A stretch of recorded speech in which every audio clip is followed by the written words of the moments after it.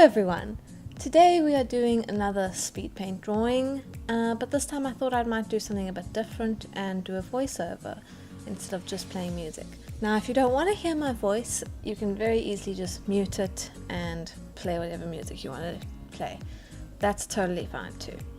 So what are we drawing today? Today we are drawing Isaac from my comic Until Sunset in a flamingo inflatable pool toy. If you haven't read my comic Until Sunset, it is an LGBT romance / fantasy story, and you can find it for free on Tapas, Webtoons and Snack Jeeves. There are links in the description. So why is he in this inflatable pool toy? I just really like the aesthetic of these stupid flamingos. So this is a drawing I've wanted to do for ages and ages, and I finally just got around to it now. It is summer in the Northern Hemisphere, so and since most of my audience is from there, I figured I might as well do the whole summer vibe, even though it's completely freezing in the Southern Hemisphere, or at least it is in Cape Town at this point in time. Cape Town being in South Africa, if you don't know where that is. So right now in the drawing we are just simply doing line art. So I do very crisp, clean, neat line art, very precise. And I mostly do this with the pen tool, but I also use the shape tool every now and again for bigger, straighter lines, for a bit more control. So we're just going through everything. As you can see, I'm using a slightly thicker line for the flamingo than I am using for Isaac. So Isaac, I'm using about a 7-point pen tool and a 1 point for the shape tool. And for the flamingo, I am using a 12-point pen tool and a 2-point shape tool. Draw a hand here.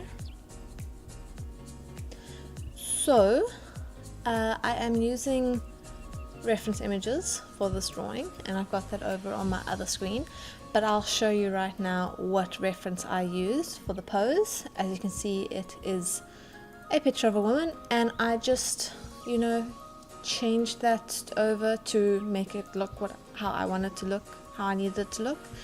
And of course I didn't like the way the flamingo looked in her image, so I found another image of a different flamingo and I used that instead. So there's this weird rumor on the internet that using reference images is cheating. It's not. If you ever go to art school, you are going to use reference images. You can't just bake a cake without a recipe. Once you get really good at baking, you can make your own recipes. And that's kind of how art works too. You need a recipe for how to draw stuff if you haven't drawn it a lot before.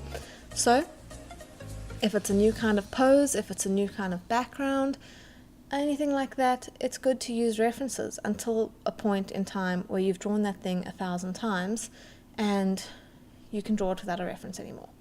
So, that's my 2 cents. Now we are done with the line art and we're just putting in flat colors. I don't do any kind of crazy shading.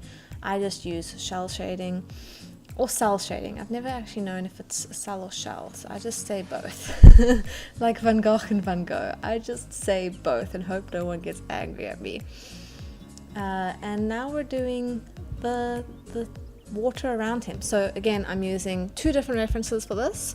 But it's more of a free flow kind of a thing. Just, look at it every now and again and then do whatever you want to do. So I put down a gradient of a dark color at the bottom and a light color at the top of a blue that I liked. Went with a more turquoisey blue to match Isaac's hair. And now with a pen tool that's got a bit of a opacity to it, I am just drawing in the light reflections on the water. Really just free flow kind of a stuff, just go for it. And also I'm doing it so that it's kind of shaped in a circular motion around the flamingo. So just trying to go with like the flow, with the flamingo being like the center stage kind of a vibe, you know what I mean? This is the kind of thing where you could like write some subliminal message in here that no one would notice, kind of like that one Lion King screen cap where it says SFX in fireflies, but everyone thought it said sex. You could probably do that in here. I didn't, and I promise I didn't. If there's like some weird shape, it was probably completely just something that happened by itself naturally.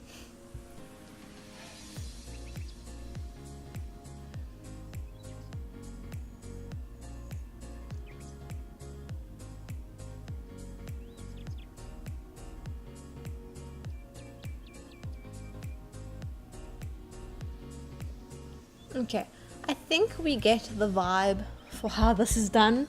I think we can just skip the rest of this bit of the drawing, because I mean, you can see how I did it. It's not particularly difficult. So let's carry on with the next step. And the next step, I'm just using some of a shadowy kind of a vibe around the flamingo in a really dark teal color. There we go. And now on a layer underneath the reflection but above the gradient, we're just adding some darker shades of blue in like turquoise blues and in more of a, I don't know, what is that, periwinkle blue. And I just added a motion blur to it, made it blurry, added another layer on it and just did some more shadows and some light as well, some light reflection. I also put that, the reflection-y layer, I put that on vivid color. So you can see where I put the lighter colors in the water, that stands out really white, whereas the rest of that reflections are more of a blue tone. So that's an option you can do. And you can see again that I'm just doing like a circle vibe around the flamingo, because that's the center of our image and the water is lapsing away from that. Now I'm using some like star brushes with white, and I'm just chucking that on as pretty reflection, pretty sparkles in the water. And now we're doing something that's not entirely exciting. We're just doing some multiply shading. So it's just a new layer on top of our solid color, and it's a pinkish gray color that we're just using on multiply.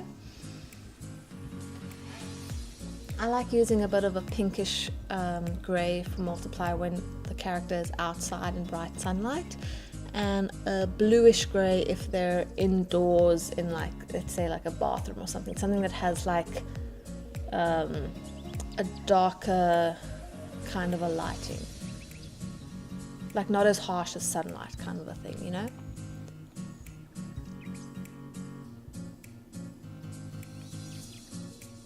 Okay, but now for the flamingo,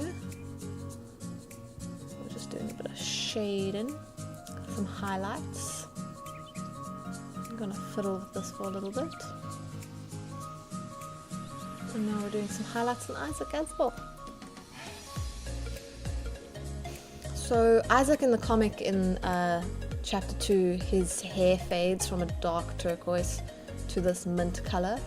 And probably chapter 3 he might go and dye that again, but we will still see whether or not he's going to have turquoise again or if he has another color. So this image is actually a drawing for my patrons. It's a wallpaper for them, and they get the full wallpaper, and then I release a cropped version of that on Instagram and Twitter and Tumblr, or you know, whatever.